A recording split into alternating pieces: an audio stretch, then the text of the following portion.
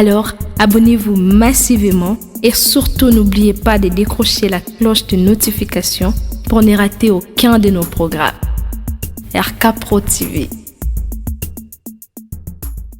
TV bino bayebolingaka bonzambe pe misala émission na bino oyo etalisaka ba valeur ya ba chrétien oyo elitaka contre ba anti valeur lelo na bonzambe pe misala nazani sengo parce que na koyambela biso ndeko moko za elenge kasi azana makamba koloba aloba koloba nini akoloba à cause de la foi eza activité évangélique oyo le pasteur Jean-Paul Mayata et Longona groupe Le Bon Samaritain puis le centre évangélique de la foi en Christ organise chaque année et une campagne d'évangélisation wapi sika batato la kabonene nzambe oyo esalaka ke ba ki esute ba kwa ba yamba Jésus-Christ Nazareth lokwa mokonzi pe mobikisi na bomoi na bango esengweza yangai parce que tokolobela marque moko ya sika eye na monde vestimentaire et ndenge to bana kinkutu to pe kitendi to pe elamba marque yango nini JPM collection na yambeli biso DT Doudou ba comment obenga DT Doudou JPM bonjour DT. Bonjour à mon sapolé Rabbi. Bonne santé. Nzamba zo batela nzamba zo contrôle. Et c'est ezanga ko yambona émission lelo et lelo to lobela marque oyo olati JPM collection to pe auto lati abande comme susu na profiter un peu ça fait bande ko bonjour. Ba mannequin na biso ouais ba mannequin. Ah. To lobela marque oyo zomona auto lati awa oyo na lati JPM collection ba lati nga lelo baza moko ba bière nanga et ba lati apé mombo na kolo le pasteur Jean-Paul Mayata l'homme de la foi to ko ba pe bande comme susu la plutôt que à cause de la foi campagne d'évangélisation au Lisa le 31 juillet na terrain Sainte-Thérèse tokozala wana tokota bozino na ona lisolo ya lelo et aux initiateur ya marque JPM collection d'abord ceux qui ont se présenter pour moi bika DT Doudou bande comme ça ba yebio malamuté ba ko koyeba nani DT Doudou. Merci moi Namboka Rabbi Monsakoli. Naza DT Doudou. Bon, DT Doudou n'est rien d'autre que directeur technique. Mais Congo nanga eza Kakutala le siki la bienvenue mais o eza connu DT Doudou Kakutala. Baksa JPM collection bon lelo balatinga komba tata. Et comme c'est JPM même na niveau boulot kuna mais par la grâce de Dieu tozali et naza moko ya ba responsable donc moko ba dirigeant ya Auberge 8 Palace Auberge 8 Palace tina zo ba na notre père ba yebitan wa benga dans Auberge 8 Palace place to ebeja ba na Nzambe monsieur ba yoga ga DT siko lelo ba moni en personne na saluer ba téléspectateurs na biso dans la deuxième personnalité kuna na za na ba attribution un peu moins belé mais na kati 8 Palace plutôt za na structure événementielle autre cela ba événement et tout mais du moins je suis le visionnaire et à marque JPM collection. Ouais. Je suis le visionnaire et JPM collection n'est rien d'autre que Jean-Paul Mayata collection. Jean-Paul Mayata collection. Un voilà. pasteur. Un pasteur. Ok. Ouais. Et d'où est venue l'initiative? Il y a créer marque il y a créer marque vestimentaire moko JPM Jean-Paul Mayata collection.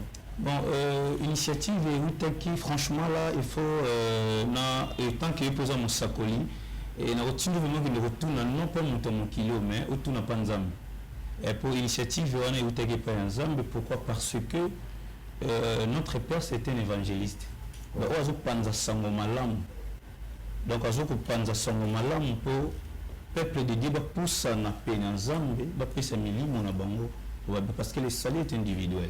Les 31, dans les 30, dans les 31 juillet. Alors, je me suis dit, dans le après avoir plusieurs révélations, quand je dis révélation, bon, c'était depuis l'année passée, et on habitait en Kara. Après, tant commis, non, depuis l'année 2020, quand on va confinement. Mais ça, comme l'année 2021, dès que vraiment il y a un songe dérangement, et après on a dit que non, il faut mon papa, na solo anaye ndena meko expliquer les canisi kouta na bandoto kouta na vision papa aux évangélistes mais une voix divine ezoloba nanga na créer marque moko be na kombo na yo mais ce que biso tant de révélation et tant que moi na c'est que des fanatiques ni ba inconverti belé bon mais l'angela je peux te le dire que non mutu mususa kola ta marque mais tu peux tadam il y a créateur il y a marque en athée pour ne pas citer ba kombo mususu mais to citer tant au côté na champ parce que je peux pas le bien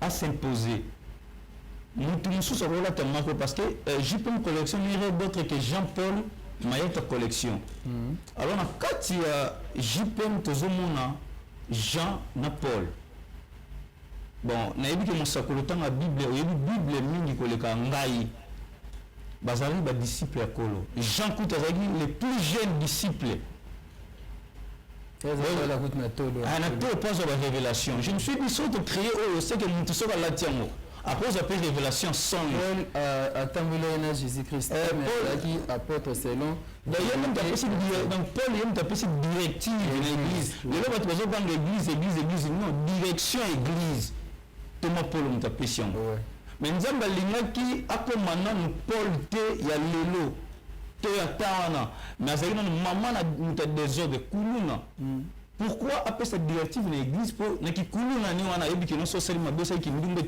tout et ça bien été il a beaucoup écrit donc c'était enseignant ils ont na kati ya JPM collection donc Jean na Paul bazaba disciple ce que le se présenter na ba songe bazo le belanga Jean na Paul bazaba disciple kolo mais ce que tu lis bien Jean et ça composé na 4 lettres na Jean il en raboué 4 lettres Paul 4 lettres bah oui ça va disciple mais comme la tête de tel peuple parmi les 12 bazar alors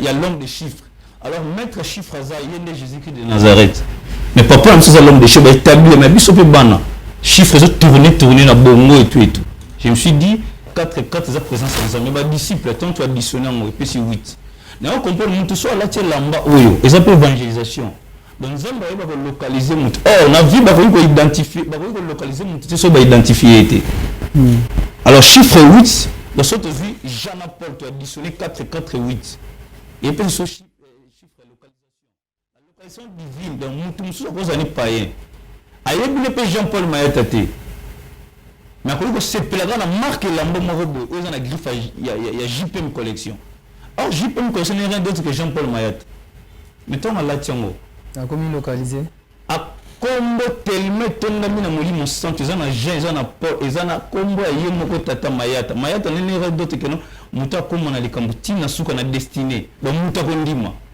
c'est par là zo un message à foi c'est par là zo un message à foi ba tu mingi ba comprendre zo message à foi ndenge nini tellement foi a tei muta te na nte a booster monde entier église ba 13 ko tomber maman moko bo je crois maman ko en France maman le bi pasteur de la foi comme pasteur de faisait comme bonité c'est sobriquet mais huit valeurs makasi na théâtre le nom de notre père c'est l'évangéliste Jean-Paul Mayata n'est d'autre que JPM biso basika collection pour tout signifier quoi batu collection ngelo banaka kitendi kitendi donc elamba parce que biso bana nzambe le bana ngo agent na biso moko bona out palace papa pe yebi que je sali yende muta comme livreur à JPM ok ya le bana nzambe linga salité donc tenue vestimentaire nzambe linga bopeto le Mayata elingelo ba muta comme na likambo tina suka tuzana mama tuzana ya tuzana ta donc mama elingelo ba mama ya elingelo ba yaya et tel ingélo batata de l'ingélo ba famille la combo moko besoin rassembler donc mon ndumba mo ba yebita lati lamba o ma comprendre là o ko vomé ba tika ki ndumba ba mission de évangélisation d'une manière vestimentaire. Et vous croyez que ce message sera accepté partout, que Moutouma Fandi, parce que bon, là, tu es là-bas, ok, puisque tout le monde a droit, tous les amis de Keolata, mais le but est que sur la si ça parce que vous voulez. Et si ça et que Ben Naende a poussana, même à un centre évangélique de la foi en Christ était. L'église, on comprend que nous, nous tenons comme bouleversé. Non, c'est pas. Non. la pensée divine, je dis bien, c'est la pensée divine. Et quand je vis notre Père, l'évangéliste Jean-Paul Maillet... Ouais, quelle était son impression lorsque vous avez donné ces messages? Je crois... la première impression. Non, je crois que c'était le mardi. Un certain mardi. Il m'avait écouté, ce qu'il m'avait dit. Ok, d'été, problème est. Je crois que tu as prié, papa, d'été, problème est. Vas-y, ça là. Première tenue vestimentaire, je crois, il y a un côté de la présidence. Tu as une photo pas Gauthier qui est là, il balancé, tu vois, la présidence de la République.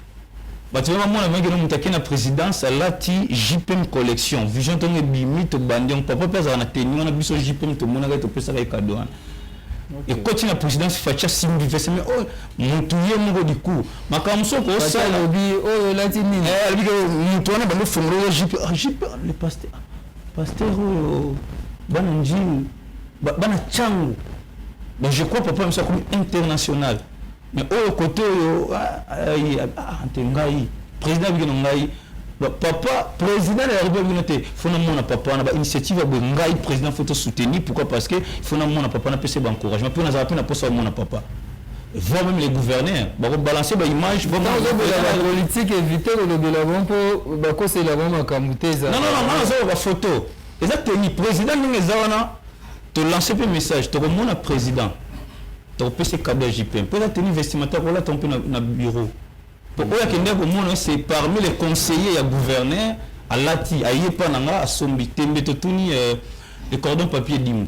Voilà, on est tout dans l'histoire de cette marque JPM Collection, dont l'initiateur est en face de votre humble journaliste. En fait, au Sali, Elio, il quand Elio n'a tout. Na moni papa PC autorisation, a PC bénédiction, a dit vas-y.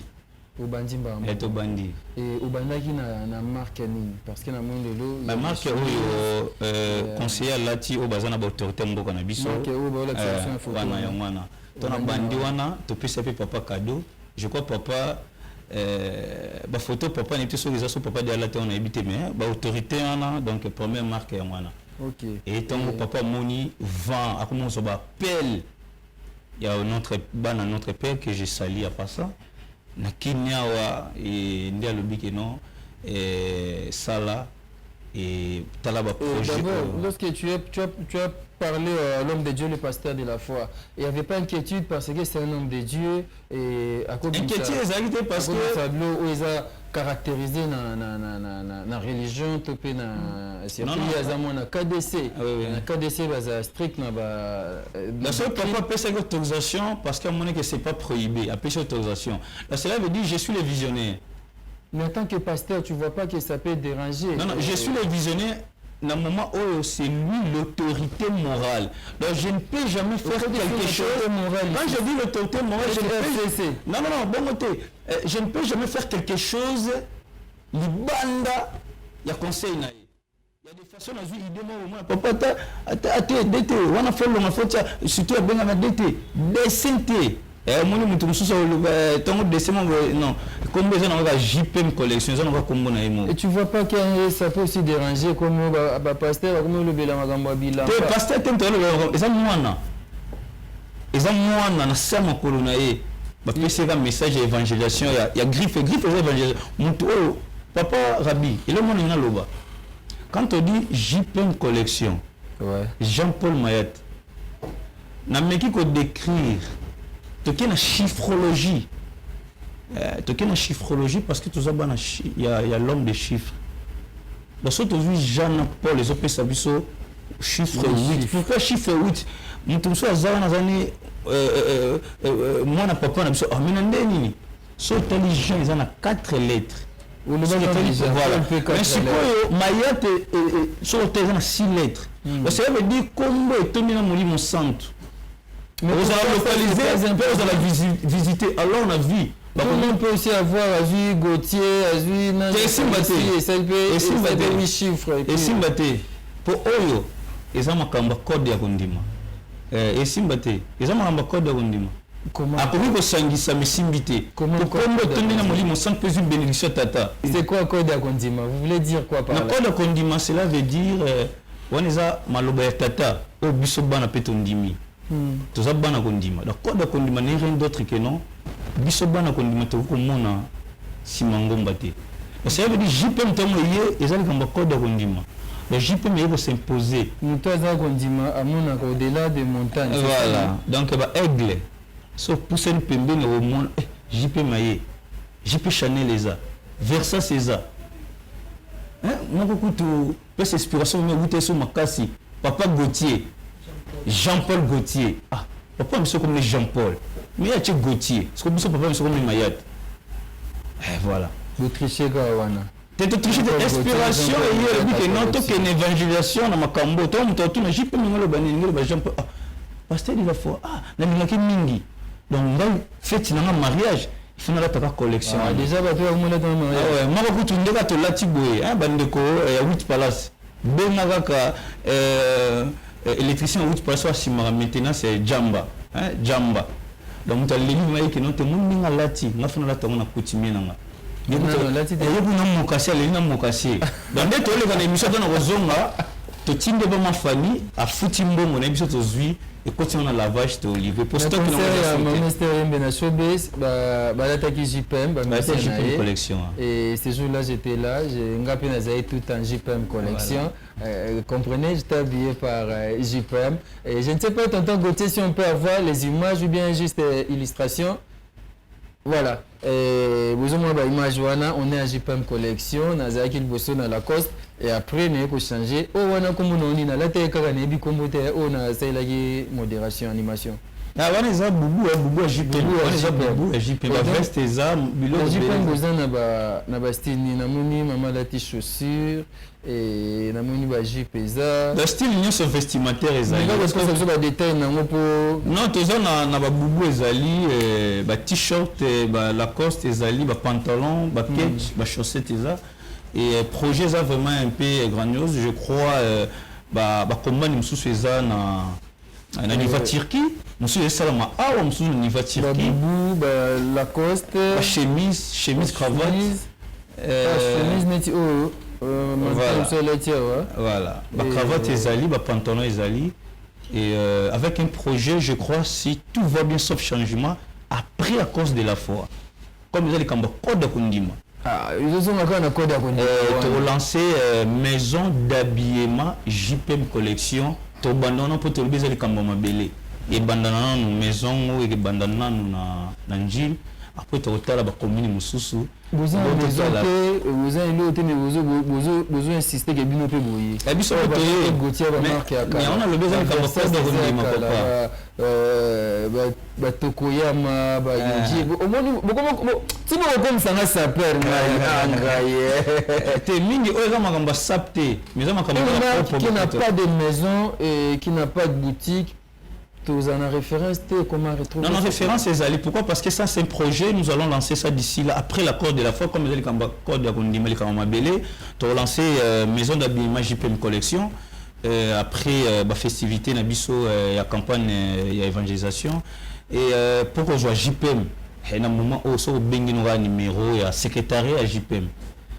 Maman Fanny Njonga, tu as ce numéro, tu as bengi du coup, tu as demande na yo, au par exemple, nous, au télémi, on a mission na télémi tout à JPM. Versailles, tout à JPM. C'est une émission marquée, on parle de l'habillement. Il peut s'élever tantôt Gauthier.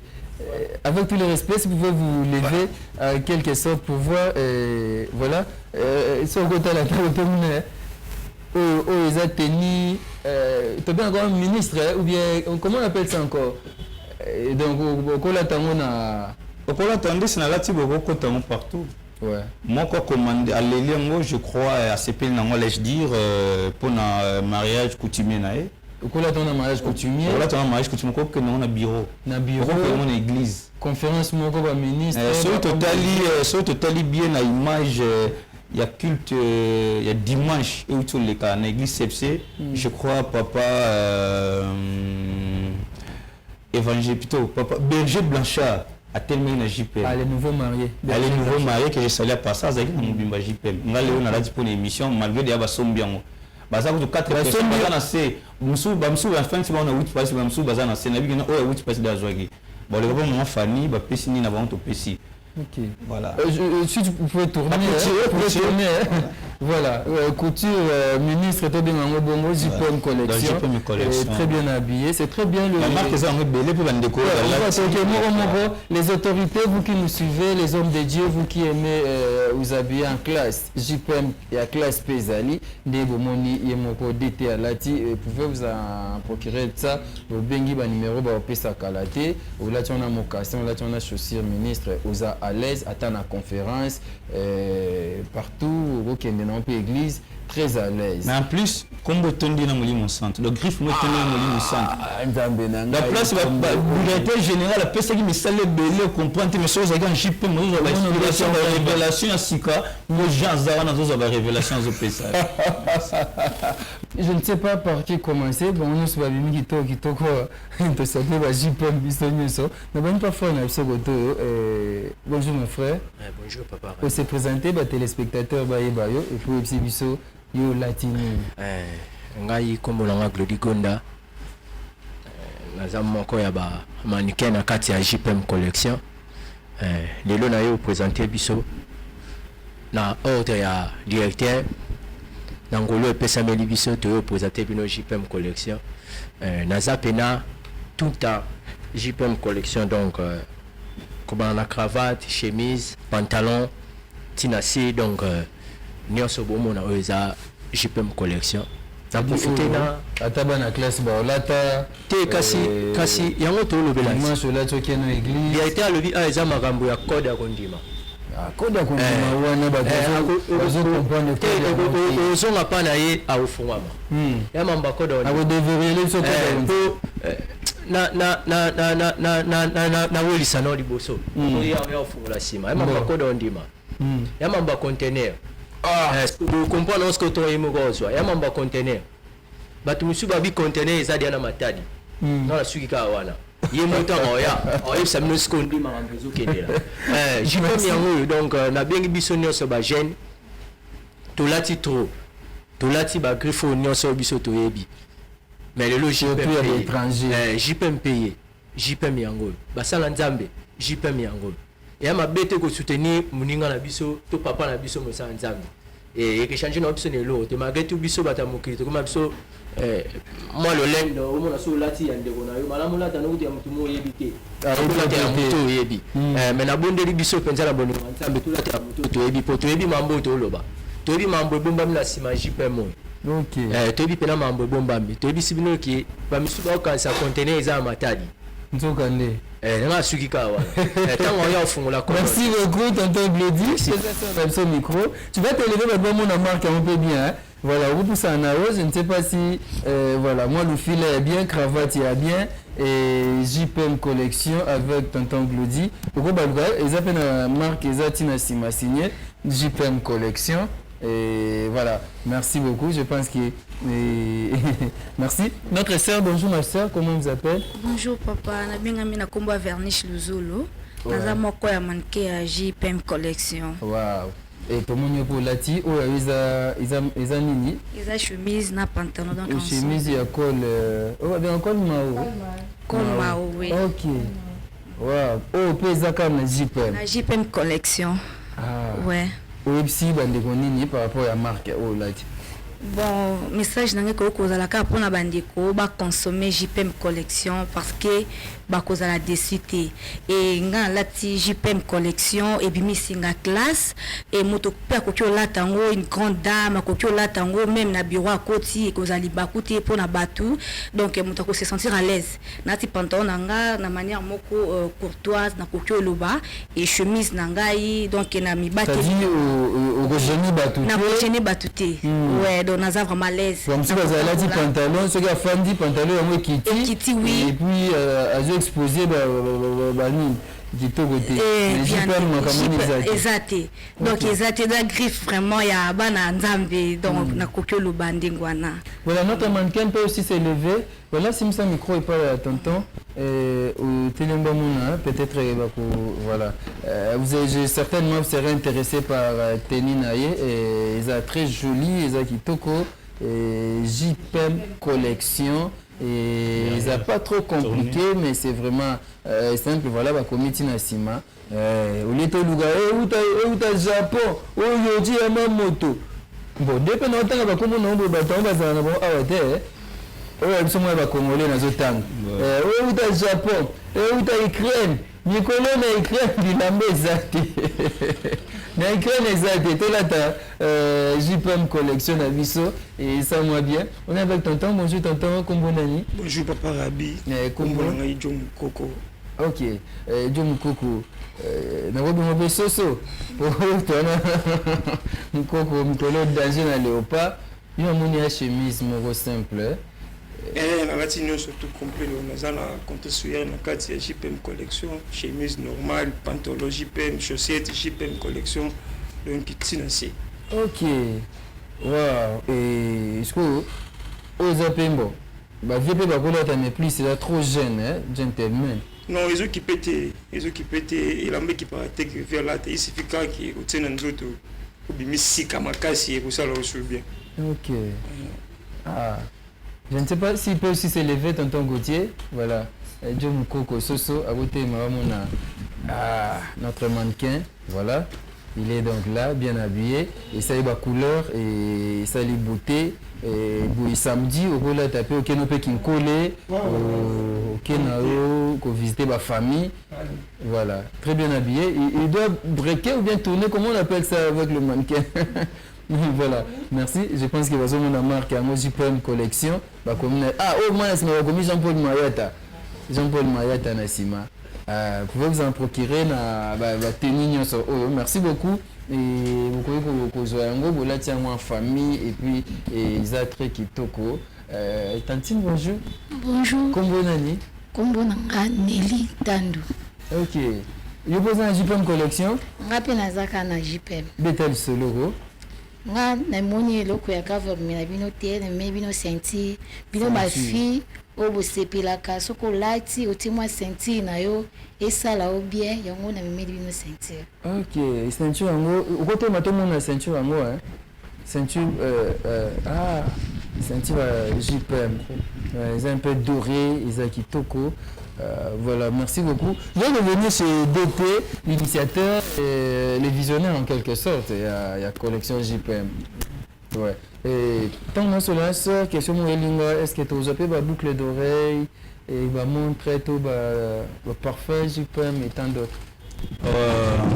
Pour le moment, je dirais non, mais c'est un projet. Mon projet sur les bandits Sika et quand tu as partie dans mon union par rapport à maman na biso verniche à lobby et c'est ngaka to consommer yango yango to sala appel na bana notre père na comprendre na kati ya bureau mutu ya religion mususu ayo dima bignoté griffe wana nde na yoka kombo ya pasteur de la foi nga fona la tango donc mati avion azo qui peut religion té et qui peut religion té religion tout o papa yebi et ngai na balancer ba photo ayev ma sombi ala tsabi que no pona ngai na zwango griffe etondi na molimo centre et c'est plus ça nga yango mo ndeko kuna bima kamba conteneur to fongola ngo mais bo fongola te bo ba conteneur za na matadi déjà dans matadi conteneur za na matadi mais il y a un souci na comité so code ya kondima non conteneur mususu ba charger papa fiston va sende mais abatu mususu comme na matadi le code kondima ndi papa ngai naza habilité te ya fongola code on a présenté quand papa lobby année accord de la fête de Kambakos code de Gondima mais conteneur ils ont dit en matériel parce qu'il y a les déclarants est-ce qu'on a un moment où ils ont déclaré na tout fongo la ils ont déclaré tous autres cause de la foi ils ont les 30 les 31 juillet na Sainte-Thérèse et ma soeur yo pe la conteneur za kitoko noir ti basket les noir et JPM Collection, je ne sais pas. Qu'est-ce que vous pouvez dire par rapport à Oyo Ladi? Bon, Oyo a récolté ça. Bien, on a déjà. C'est la JPM Collection. Aussi, on a craqué. Oui, belé, ezali, tout ça, la coste, tout ça, la polo, la jeep, tout, la chaussette. Non, basket, tu JPM Collection, vous avez basket, donc, ma fille va être belé, va y a, va défiler. baya vraiment bakosepela balacoste bien bapolo baketch tout ezali bachaussette ezali. Ok. Ouais. So wote mwanga mnauzwa teni na oyo kusana katikati yao. Na jipe naza pasta même l'église na rolata na musala bureau donc naza ko oyo là tu et de naze pe batu to là tu respect okoke ta ba bokilo okoke na église. Je suis très à l'aise babu mo na jipe na naza à l'aise même basket nena c'est pas non suma kasi bo ça ba basket c'est bien hein. Jipe collection yeyo. Oui, belé, to bien bino boya. Bosomba. Ya osonga te papa rabi. Esa njipe wana sepela. Ya ba bosomba on a ba prix eza abordable. OK. On a décidé. Merci comme nani? Comment on a lancé écoute. NC écoute. Merci. Bo fa na yo Papa Rabi na racho malobate teni maman na biso présenté je crois surtout ni maman Fanny Jonga azali na commande na ngeza na ndeko mo anniversaire na ye. À bien c'est plus ou moins 100 personnes. La commande à 100 personnes est tenue au est-ce que na fête na anniversaire bien c'est va ban basi. D'abord là tandenge mo mala. C'était un Fabien Adabi soto ça. Et à l'époque ban na basi. Peut-être ça bien ça après. Pour ban belle valeur mingi trop. En fait, la production maintenant d'où est venu le financement. Wapi est-ce que vous en avez et puis pour produire grande quantité, ça demande beaucoup d'argent. Et comment vous faites? Ah ouais, je dirais les Cambo, nous avons fait révélation de toujours le code Rondima. Nous avons fait ça révélation, après révélation et vision, après c'est une provision. Ah ouais. Tant que bandi ma solo ya JPM et Simba qui est rapide comme ils ont un code bandeko bazali. Ah code on est bien au cas buzana. Et bah au fond on est 30 et 31. Et papa na biso notre frère Fiston Basende a benga parti à France. FB international. FB international papa Fiston a benga na taïwa bi numéro mo plus 33 na yamba a se présenter abi na moniton papa je le blanc na jeunesse. En tout cas on a partant. Et moi je m'en soutenir donc FB international partenaire et JPM. Okay. Après papa Chris, le papa Fiston en France. Yango ba français to pesi nous mbote donc yango nazoma pe bana mingi ya France bazo benga et côté Belgique États-Unis tout papa Chris Magema il pas en France a benga bibeti na linga papa na mingi mina sambela kuna te mina nzela projet oyo naza parmi partenaires et na comme na ngamo na CFC donc nous avons JPM est représenté JPM a pas gagner dame basé belé to gagner le papa Fiston c'est un patron de FP International. Papa Chris Magema, c'est un patron. Il y a Roli Business, il y a l'alimentation, il y a poto. Mais avant mon engine, mais le but est non comme la CFC. Et papa Fabrice Massamba, il y a en Angleterre, il y a mon gars Bengi, il y a tout à coup, il y a na oui, pas là, ça Bengi, il y a non gaipé. Maman Tetenzaou. Mais comment les gens vont s'en procurer? Bah, toi, vous avez besoin d'un goût. Numéro affiché à maman Fanny à travers le monde. Il ne faut pas que vous ça promo aussi longtemps que produit. Non, on va aller banda, benga numéro papa Fiston Basende. Ndenge za affiché wana numéro papa Fiston so ba bengi. Il y a parti en France et bien non oyo kende boye. Benga papa Fiston. Neti bon moi été. Ndenge nazo mona neti maman Nathalie Zeko. To maman rythme ya tabalo papa rabi deta la tipeza kitoko yo pe il faut olata bongo atana na église on marque olati o bango ndo bazo proposer ngapena na bango baza maman rythme ya maman za na Congo c'est simple abenka mwana ni Fanny Njonga so abenka maman Fanny Sikoyo ajui so abenka Sikoyo yaka lobi ya lobi zato dans mon temps c'est la pour na mariage to zelisa yake okena o ya zeli pour mariage à lobi za na mois de le 12 juillet tu peux payer mais ce papa avec un dimanche à la tango maman abenga moi ni Fanny Njonga voilà Fanny Njonga na musala maman so abenga okata musala okende. Merci beaucoup d'être maintenant nous allons parler à cause de la foi Bwebitola Bonzambe pe musala cette grande activité évangélique qu'organise l'homme de Dieu le pasteur Jean-Paul Maeta l'homme de la foi et l'église des centres évangéliques de la foi en Christ sans oublier le groupe Le Bon Samaritain aussi dont l'homme de Dieu dirige et cette année nous avons la 7e édition et à cause de la foi ils en a terrain Sainte-Thérèse et cette fois-ci et vous allez pendant 2 jours samedi 30 et dimanche 31 juillet na Sainte-Thérèse. C'est différent à cause de la femme sous on devrait en parler d'été. En tant que moi, l'homme des chiffres, en tant que moi, il y a centre évangélique de la foi en Christ. À cause de la foi, il y a toujours s'annoncer de... Bon, exactement avant ma casse. Tu sais que tu vas comprendre que papa Tiango 2 jours. Mais papa là, il qui était à une révélation. Nzamba Pessi Code Rondima. Code Azalana déjà. Code Azalaka. Des verrouillages. Des verrouillages, déjà des verrouillages. Si tu es dans la campagne, on a pour comprendre des verrouillages. Si tu as en déclarant. Il y a un truc pour fiston tient conteneur. Nzamba le dit que non, ndenge zawana ba botola ki biloko musakoli rabi. Quand on a conteneur. Et comme nous m'avons dit, il y a les 30 et les 31 pour déclarant. Notre père Jean-Paul Mayata a déclaré. A comment déclaré que nous avons Jésus-Christ de Nazareth. Biloko za papa Rabbi. Donc là, il peut un pouvoir. Tobo Tolango, tout ce qui le peut ça. Donc jour on a la distributeur agréé selon l'ordre des grands rois. Ok. A déclaré à papa Rabbi. Il y a qu'à un distributeur. Et on te dit code de Rondima. Azana Rondima, biso banzo Rondima. Donc tout le monde a simangomba te. Puis tout le monde a liboso, tout le monde a simangomba et tout le monde a musika. Ça veut dire ngai d'été doudou kakutalo. Et le monde a 8 places na bana JPM collection. Dans les amis de Dakingoma que je salue par mon manager général Dakingoma. Honorable Dakingoma. Tout yawana. Na mona ba plateforme pe belé ba religion so bazo bien abete ba religion sous mais quand à cause de la façon qui pété au moins religion té ko fait qui par religion té je crois et qui par religion té je commence aussi ces mission ce qui aussi ces mission qui est dans bureau papa notre père le 27 Jean-Paul maintenant tout naï ce qu'on est bien code fait qui par religion c'est le code de la fait qui par religion mais maintenant émission code fait qui par religion té. Donc dans la religion les 30 les 30 et pas déclaré. Après si on pas déclaré distributeur selon l'ordre des grands rois. Merci distributeur selon l'ordre du grand roi le pasteur Jean-Paul Mayata. Nous allons suivre maintenant l'extrait des éditions précédentes. Il y a à cause de la foi qui est tonton Gauthier qui nous propose. Suivons.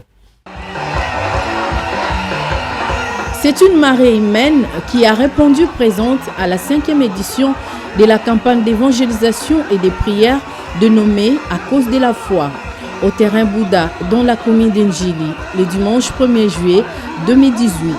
Cette initiative émane de l'évangéliste Jean-Paul Mayata, président de la troupe théâtrale Les Bons Samaritains. Prières, chants et prédication étaient au rendez-vous. Et le prédicateur a exhorté le public dans les livres de Jean chapitre 3 verset 16. Mais les œuvres de Jésus-Christ de Nazareth sur la croix t'imposent à des choses. Jésus est l'uni koloba, l'Éternel sauve. Christ est l'uni koloba, ouais. Donc c'est-à-dire, l'Éternel a sauvé Nanzela ya ouais. Est-ce que vous comprenez? Pourquoi tu lobby Jésus-Christ de Nazareth? Nazareth oyebi eza ville moko na kati ya Galilée. Yesu Masi abotami na Bethléem na Judée. Na temps ya roi Hérode oyebi na Matthieu chapitre 2 so tangi histoire okomona abotami na Bethléem en réalité esika mutu abotami esika mutu azwa référence oya abotami na Kinshasa ba obenge Kinois parce que abotami na Kin bandeko abotami na Matadi ba obenga ba Matadien abotami na Lubumbashi ba obenge Lushwa mais nazo kamwa Yesu Masi abotami na Bethléem na Judée mais ba bengi Bethléemite te balobi Jésus-Christ de Nazareth. Oh, la seule personne qui peut changer de données, la seule personne qui peut changer l'histoire de la vie d'une personne, c'est celui-là. Namoni na mutu tabotami na Kin, bon ba benga e Matadien. Namoni mutu monta ofana na France, ba benga e Belge. Ya wa botami na France as français. Mais Jésus-Christ de Nazareth est venu changer l'histoire. Abotami na Bethléem ba bengi Jésus de Nazareth. Alléluia. Bien même isala na yo asala. Ezo ko déclarer pe ko imposer biso na biloko mibale. Yango simba na olobela na poko alelo. Cette 5e édition, signalons-les, coïncide avec le 20e anniversaire de la troupe théâtrale Le Bon Samaritain. Le concept à cause de la foi est conçu pour amener les âmes perdues vers Dieu et rappeler aux fidèles chrétiens que seuls les miracles ne suffisent pas pour la croissance spirituelle. Possession tout autour terrain. Yokuna na sima sambela kana samutolo bankolo sina yambayo kotali kamnanga lelo parce que sina yamba na posa pena vivre dans le siècle présent misala osala na ikulusu na vivre ngo imposer na récite bana ko ba problème na sana ngona boyi problème otanga komona mais ndeko zali bosoko sambela na pona bongo te po yesu masia yebiote oza yete foko manao yayi la nanga lo sambo kanga misu kotala passer de la foi na mambo aza inutile ya oza na posa nzambe pesa kama matoi. Donc encore Yesu Masia ya Nazareth. Na zonge pa inayo. Na tambusi fina nanga imoko. Kasi na zwili tomba te. Yango na zonge pa inayo. Na sengo limbi sangai. Na mabe nyonso na sala. Oyo ezalaki soni pe passe.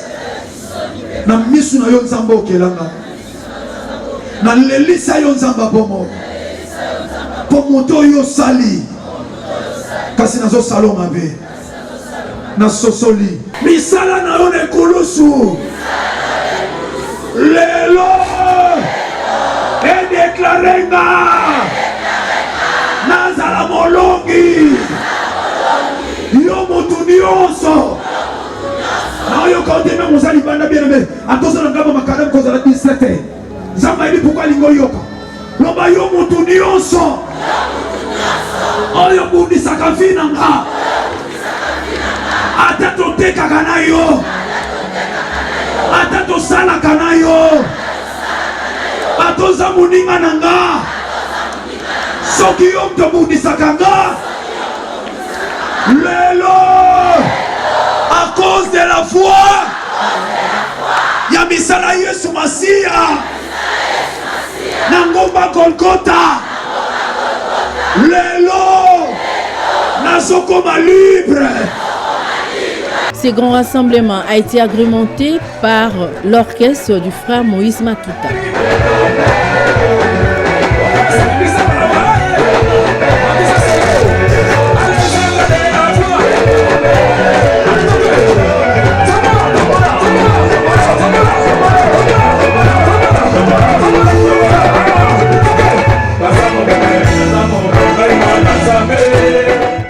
Voilà, c'était là les éditions précédentes, il y a à cause de la foi et je pense que le terrain il y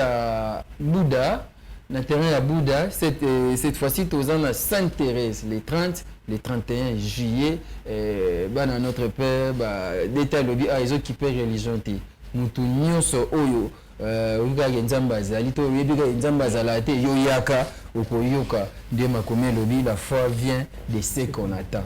Makambo yoka wana ekotombwa lisuko ndima nayo code ya kondimeza voilà, quelles sont les stratégies que vous avez menées pour la sensibilisation et puis le préparatif à cause de la foi?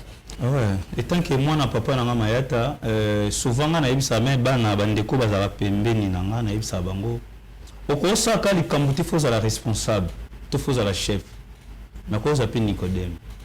Il y a un moment où on a JPM, to soina Joseph d'Arimathée. Voilà.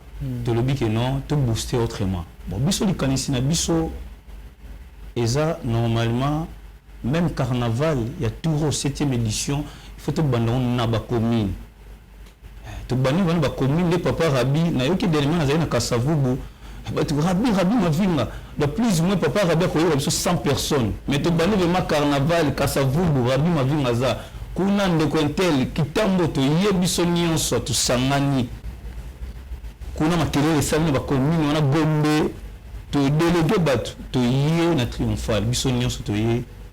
Mais tout ça ça demande de l'argent. Ba moi yango biso to lobi boye ngai avec amour mutu nyonso alinga papa na nga mayata mutu alinga nzambe te mutu alinga papa na nga mayata azana mandat ya nzambe oyo a créé biso to soutenir Jésus qui de Nazareth to soutenir une activité oyo to sengi montante mais oyo que toucher mutema na yo au benga numéro za affiché à papa Rabi que non ngai na kosala boye pour na activité wana ezala 100% pour carnaval wana ezala 100% pour bakuluna bakoya bandumba bakoza bakuluna bakoya bandumba bakoza pour bakoza pe oya bango bayamba bakoza pe oya bango ebunga voilà mais maintenant on va comprendre pourquoi papa check des dates et sur le tali il a fallu encore de la faisala 2022 tu sommes en 2022 donc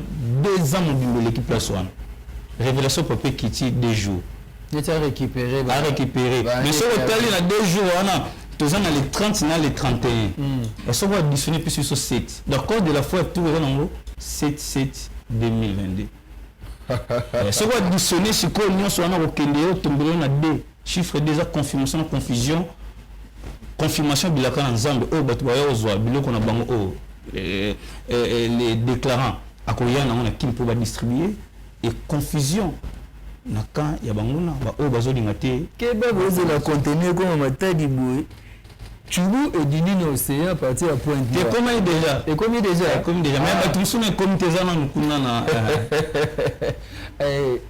est-ce que Bino Moko vous avez dit ça demande de l'argent. Combien ça demande et puis parce que on a financé état des besoins et cause à Nîmes pour la réussite de cet événement. Bon pour le moment je ne suis pas habilité à l'état des besoins ça pas na au niveau papa mais na sengi to soutenir activité mon moment sur les biki et ça fait na lola. Mais vous aurez besoin de Lacoste, vous aurez besoin des véhicules, vous aurez besoin de du banderole.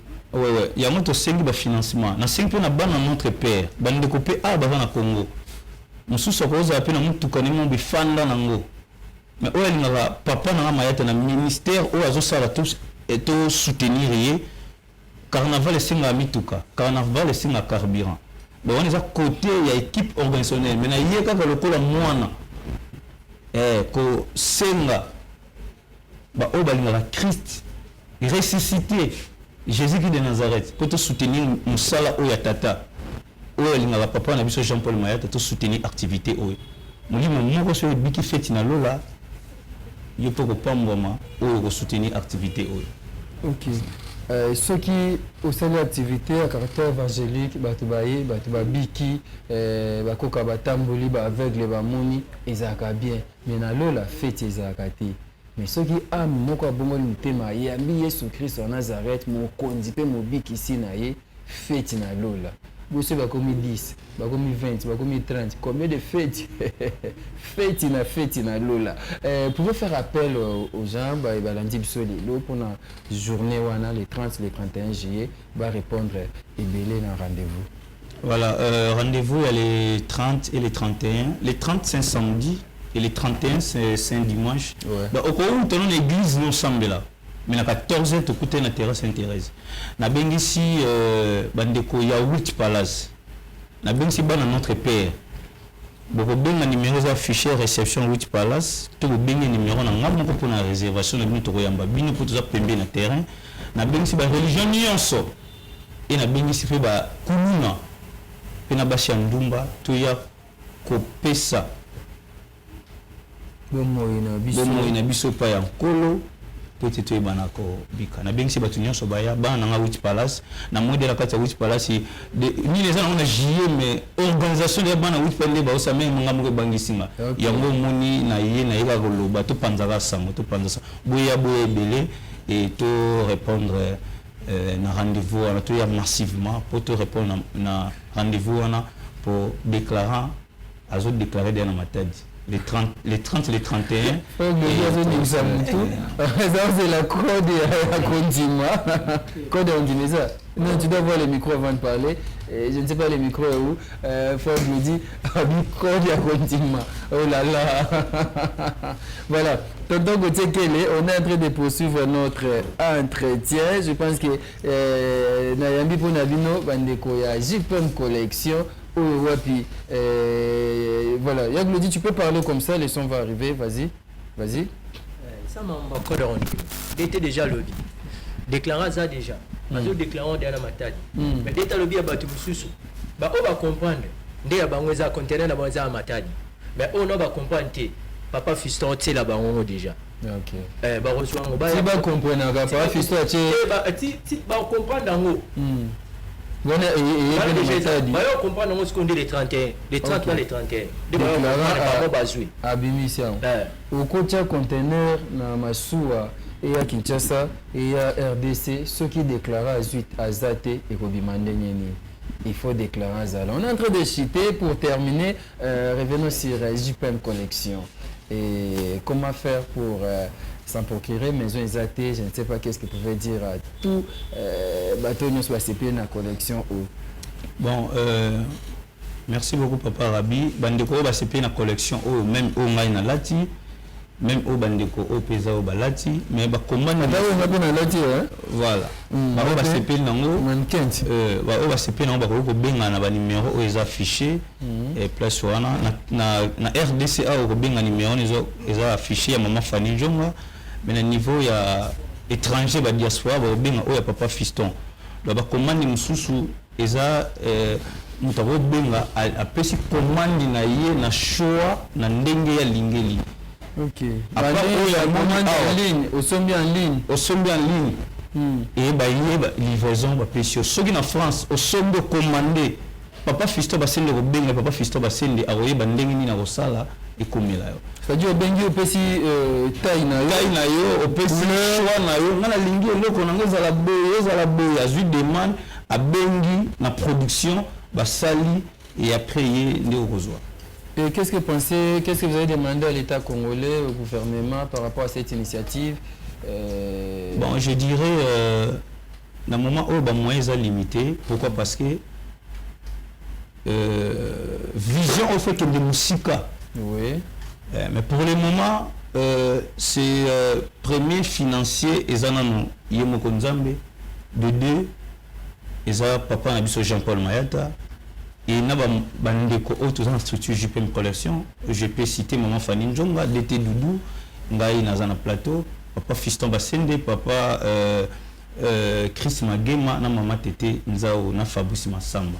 Donc tozo tchaba moyen pour na koyeba aussi la production. Ce qui l'État à côté du Camboyo, bako ça appelle usine sur place. Et comme qu'on produit awa, je crois qu'il y a un coût plus favorable pour les Congolais, consommer aux Congolais. Bon, il y a ministère de l'industrie, ministère de l'industrie, tout consommer congolais, où ils ont marqué à Congolais. Oui, tout ça ouvert avec tout le monde, mais l'idée à Bandeko. Donc, là, étant que les visionnaires, je lance un appel, Nandeko Nyon, c'est une initiative à bien. Qu'on ajouter kaka pour te perfectionner. Mais nous connaissons pas lingi pour soutenir JPM Collection. La même optique d'idée, tout ça ouvert. Bureau, na biso pour le moment, ils ont un immeuble na auberge 8 Palace, na rez-de-chaussée tout na secrétariat, na réception 8 Palace, bon même jusqu'à na bureau, on a tout solo liango et tu voyez comment tu voyez ko évoluer. Et là, je salue mon père Jean-Paul Mayata, ce qui est appelé ce qui espace T. Et le moment alors, ce qui nous a eu la révélation divine. Nous avons dit que nous avons autorisation, nous avons derrière comme dans cette évangélisation. Je salue papa, maman Rita Mayata. Pourtant, tout là, papa et maman Bazarek. Quand on a fait cette autorisation, c'est que moi, quand il y a un but dans le bout de JP Mango. Nous comme nous avons sorti dans Koufi. Alors si nous devons dire qu'il nous faut aussi un pardon. Parce que pardon, il fallait pas que on peut tatailler mon corps. Donc on peut être le beau pour marcher. Il y a une nous avons le droit de dire ma père Kobo. C'est un peu la sous sous la boue à la tête. Tant aux autres il y a moi de la foi non. Aux autres moi que non. Il y a moi de bête on aïe aussi la galine peut-être que donc on dit mango consommant seul d'abord na dit moi la marque elle est bonne et OCP nango lati c'est très bien muto azobo comment on est comment on a bossé mais longi na yo seulement tokotanga comment na ye faut promouvoir congolais na misana na ye evra ba congolais kenda liboso ministre ya industrie tala bata promouvoir bango initiative ya malamu yango oyo tout le monde a pu président de la République à lati marque oyo to kema conférence oyo gouvernement salaka wana to moni ma premier ministre na ba ministre nyonso balati ba marque oyo mukomusu to kena assemblée nationale ba député nyonso balati ba marque oyo to yepe ana de la foi TV ba agent nyonso balati marque oyo eza malamu mingi. Merci Papa Rabi bolingi so ozo mona ana lati en tout blanc eza patron Wood Palace. Comment ça je voulais dire les patrons Willy Luka Talamako. Merci les patrons Willy Luka Talamako. Merci à honorable Dakingoma. Merci beaucoup à papa Doudou et Yumu, à papa Banebele et papa Doudou Talangai. Il faut Somba, Ezeko Kabate, Somba, JP Molata. Merci à Trésor Tingi Oazaïnation. Merci beaucoup à tonton Gauthier Kelly Oazaïna réalisation émission à Lelo. Merci à Kroms. Kroms, merci à vous, merci au mannequin et Boulati Kitoko, Boape Kitoko, merci Panayomo PDT, Boulati Kitoko, merci Panayomo, Nalati bien, Nazape Kitoko. Merci, c'était donc là votre émission Bonzambe Pemisala. On est pratiquement à la fin, je vous remercie pour l'avoir suivi et ceux qui sont réservés à la maison était Ganamino Tokutemba Lassima, numéro Yassika, de la foi TV. Merci.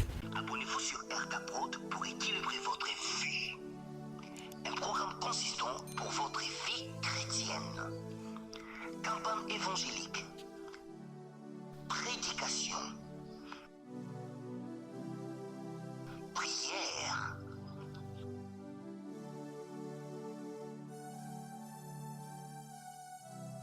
Enseignement biblique. Divertissement.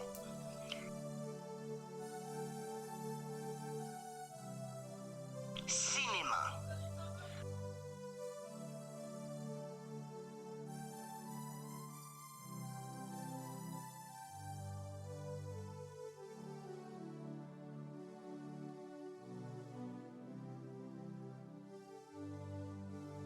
Musique. Alors, abonnez-vous et n'oubliez pas de décrocher la cloche des notifications pour être informé à